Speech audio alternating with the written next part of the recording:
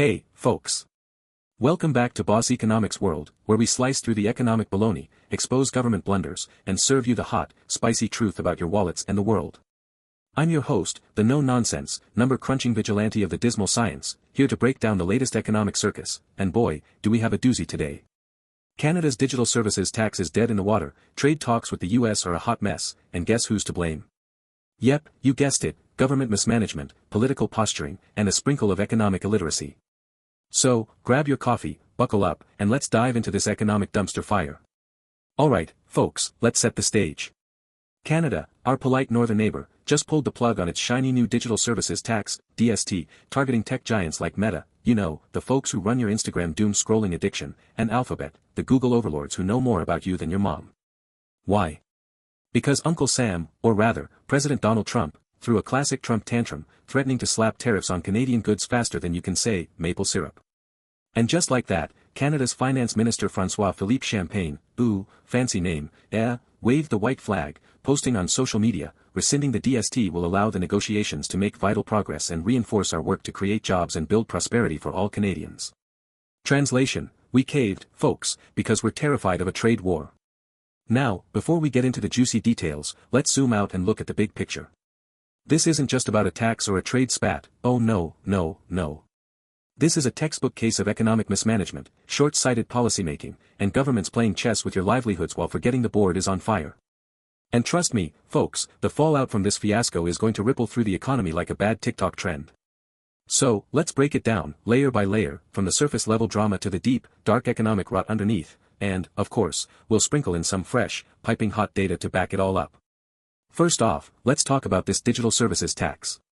Canada's DST was supposed to be a 3% levy on digital services revenue above 20 million Canadian dollars, that's about $14.6 million USD for you non-metric folks, that tech giants make from Canadian users. Think ad revenue from your endless YouTube binges or the cash Meta rakes in from those targeted ads for air fryers you don't need. The tax was passed into law in 2024 under former Prime Minister Justin Trudeau, you know, the guy who loves a good photo op but apparently not a good economic strategy. The idea was to rake in billions from big tech to fund, well, whatever governments like to spend money on, spoiler alert, not always the stuff that helps you. Sounds great, right?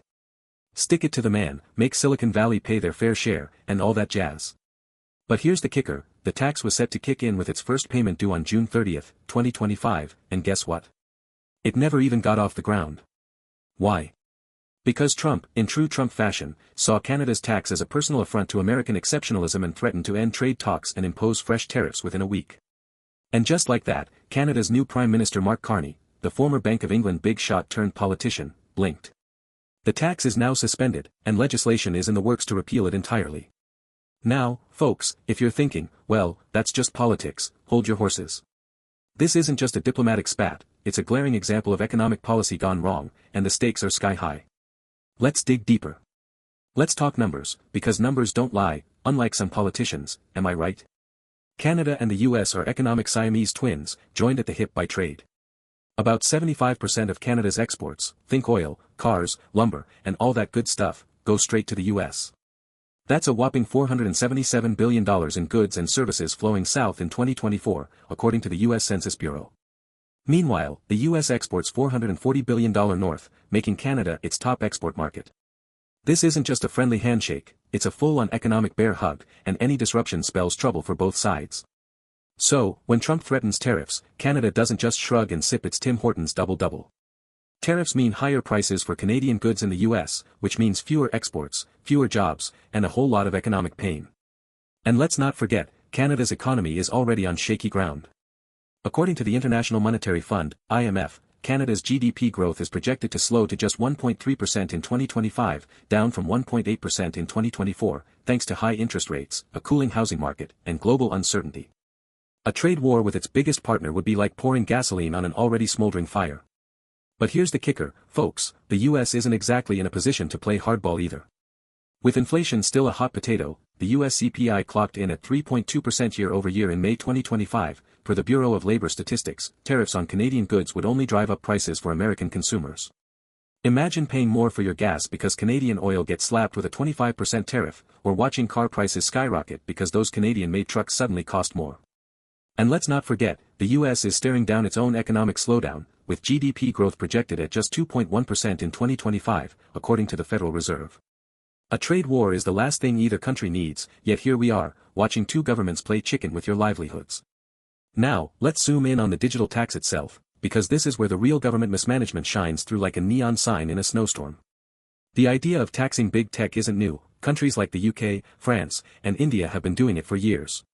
The UK, for example, has had a 2% digital services tax since 2020, raking in £1.4 billion, about $1.8 billion USD, in 2023 alone, according to HM Revenue and Customs. The logic is simple: tech giants make billions off users in your country, pay next to nothing in taxes, and leave local businesses in the dust. A digital tax is supposed to level the playing field and fund public services. Fair enough, right? But here's where Canada's government flubbed it, big time. First, they misjudged the geopolitical blowback. The US, home to most of these tech giants, has been saber-rattling against digital taxes for years, calling them discriminatory and threatening retaliation under Section 301 of the Trade Act of 1974. Did Canada think Trump, of all people, would just sit back and tweet, "Oh, cool, tax my buddies at Google, no biggie"? Come on, folks, this is basic international economics 101, know your trading partner, know their pressure points, and for heaven's sake, don't poke the bear without a plan. Second, the tax was a political football from the get-go. Trudeau's government pushed it through in 2024 as a populist, stick-it-to-big-tech move, but opponents, including Canadian business groups, warned it would backfire. The Canadian Chamber of Commerce argued it would raise the cost of digital services for consumers and invite US retaliation. And guess what? They were right. But instead of crafting a coherent strategy to defend the tax or negotiate with the US, the new Carney government just folded like a cheap suit, leaving Canada with egg on its face and nothing to show for it. Now, folks, let's get to the heart of the matter, the systemic economic rot that this fiasco exposes. This isn't just about a tax or a trade spat, it's about governments on both sides of the border playing fast and loose with economic stability while ordinary people pay the price. Canada's economy is already teetering on the edge of a slowdown, and this kind of policy flip-flopping only makes things worse. According to Statistics Canada, unemployment ticked up to 6.6% in May 2025, and consumer confidence is at its lowest since the pandemic, per the Conference Board of Canada. Meanwhile, household debt levels are among the highest in the G7, with Canadians owing $1.79 for every dollar of disposable income, according to the Bank of Canada. And what's the government doing? Wasting time on half-baked policies like the DST, only to backtrack when the going gets tough. This isn't leadership, it's economic cowardice. And let's not let the US off the hook either. Trump's tariff threats are straight out of his 2016 playbook, but the world has changed, folks. Global supply chains are still reeling from the pandemic, inflation is a global headache, and the last thing we need is a return to protectionist chest-thumping. According to the Peterson Institute for International Economics, a 25% tariff on Canadian goods could shave 0.5% off US GDP and cost 400,000 American jobs. But hey, who needs data when you've got a Twitter, X, account, right? Alright, folks, here's the Boss Economics World Hot Take, served fresh and spicy. This Canada-US trade drama is a symptom of a bigger disease, governments that prioritize short-term political wins over long-term economic stability.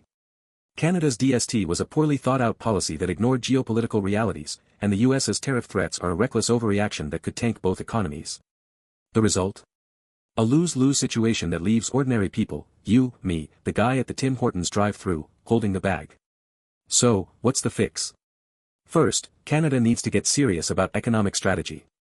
If you're going to tax big tech, fine, but do it in coordination with allies like the EU and UK, not as a lone wolf begging to be eaten. Second, the US needs to ditch the tariff tantrums and focus on multilateral solutions, like the OECD's Global Tax Framework, which aims to set a 15% minimum corporate tax rate and address digital taxation fairly. As of June 2025, 137 countries have signed on, but guess who's dragging its feet? Yep, the US. Shocker. And finally, folks, it's time to hold these governments accountable. Demand transparency, demand data-driven policies, and for heaven's sake, demand leaders who understand economics beyond the level of a middle school lemonade stand. Because if we don't, we're all headed for a recessionary cliff, and trust me, the landing won't be pretty. Well, folks, that's all for today's episode of Boss Economics World. If you're as steamed as I am about this economic circus, smash that like button, subscribe, and leave a comment below. What do you think about Canada's digital tax flop? And hey, governments, if you're watching, do better, or we'll keep calling you out. Until next time, stay savvy, stay skeptical, and keep fighting the good economic fight.